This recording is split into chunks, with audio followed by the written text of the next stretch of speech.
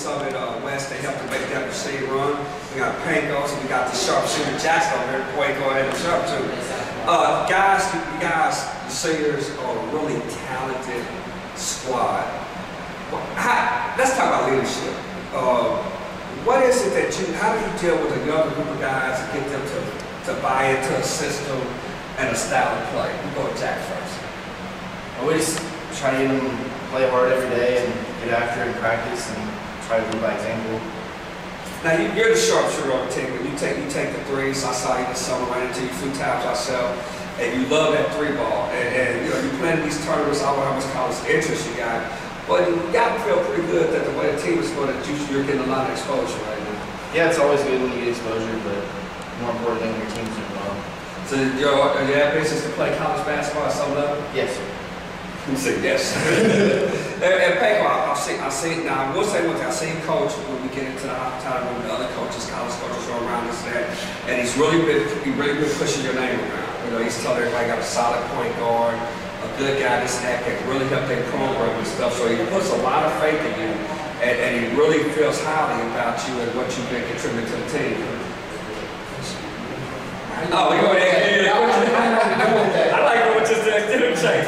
But tell me, as being a point guard, you got so many options on the floor. You got to keep Jackson happy. You got to keep Shaq happy. You got to keep your little brother happy. The big Jack. How do you handle that with so much talent? I mean, I think it just starts at the beginning of the season when we come in and everybody sits down and talks about how it's more of a team and it's not yourself. Because she always says that, like, I mean, one person's going to have a big game. Shaq had a big game today, but maybe Monte didn't. But Monte had a big game against East North last week.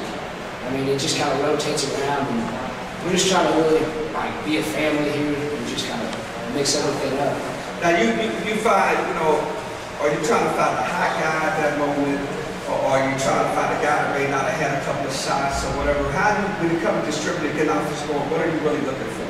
I mean, I think it just kind of depends on what kind of defense you're playing. Like today, they played a zone. Nathan was in the corner and he hit a couple of shots, and then Shaq cutting down the middle.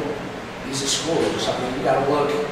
Depending on the matchups too. I mean, if we got a mismatch on Monte, we're gonna give the ball to Monte and let him score. If we got a mismatch on Nathan, a big guy guard Nathan, he's setting off, we're gonna hit Nathan and shoot the ball. And you're watching all these things on the floor, and you're figuring out which way do we want to go in the middle of the stream and everything else. Yeah, I mean, it's just kind of, I don't know, me and Coach talk a lot about everything. Got like a 3-guard front, we're gonna go 2 with 1 in the middle.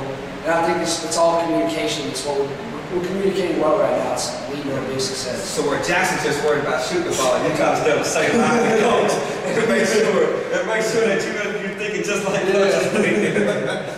Hey, this bring back to Cascade Sports. We're with the sharpshooter, at least on the West, number 1 team in the city right now. Jackson and the man that makes the home thing stirs the pot, the hammer that stirs the pot, Panko.